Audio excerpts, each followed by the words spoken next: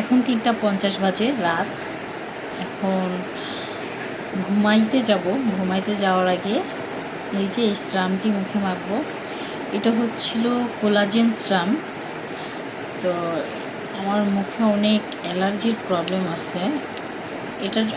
এটা তো অনেক কাজ করে, ব্রণ ট্রনের অনেক কাজ করে, বাট এটা হচ্ছিল আমি ব্রণের জন্য নিয়েছিলাম, অ্যালার্জির জন্য নিয়েছিলাম। মুখে মানে না জেনে না শুনে যা তা না মাখাই ভালো।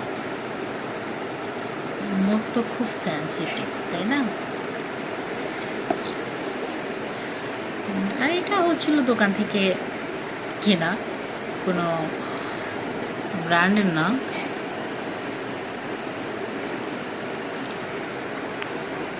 ইদানিং মাথা থেকে প্রচুর চুল পড়ে। আপনাদের কাদের চুল পড়ে একটু বলেন তো? আর তাছাড়া এই যে করোনার ভ্যাকসিন দেওয়ার পর থেকে প্রতিটা মানুষের অ্যালার্জির প্রবলেম। এটা কি মানে আমি শুনেছি এবং আমি দেখতেছি, আমার অ্যালার্জির প্রবলেম ছিল না।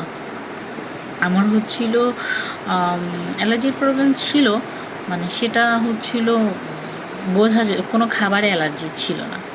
এখন হচ্ছিল খাবার বাদেও মানে মানে সব কিছুতেই অ্যালার্জি। আর হচ্ছিল আগে হচ্ছিল ধরেন আপনার ধুলাবালিতে আমার শুধু অ্যালার্জি ছিল, ধুলাবালি লাগলেই আমার অ্যালার্জিটা দেখা দিত। আর এখন কোনো কিছু অ্যালার্জি যেহেতু খাবার খেলেও অ্যালার্জিটা হয় আগে, যেটা আমার ছিল না, কিন্তু করোনার ভ্যাকসিন দেওয়ার পর থেকে এটা হয়েছে।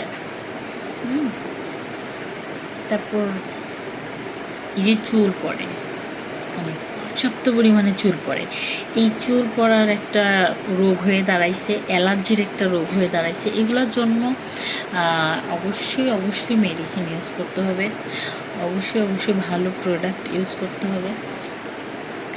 তো এই হচ্ছিল আপনাদের সাথে শেয়ার করলাম, আর আপনাদের সাথে শেয়ার করতে সত্যি খুব ভালো লাগে। আচ্ছা, ওকে, গুড নাইট, আল্লাহ হাফিজ, বাই বাই।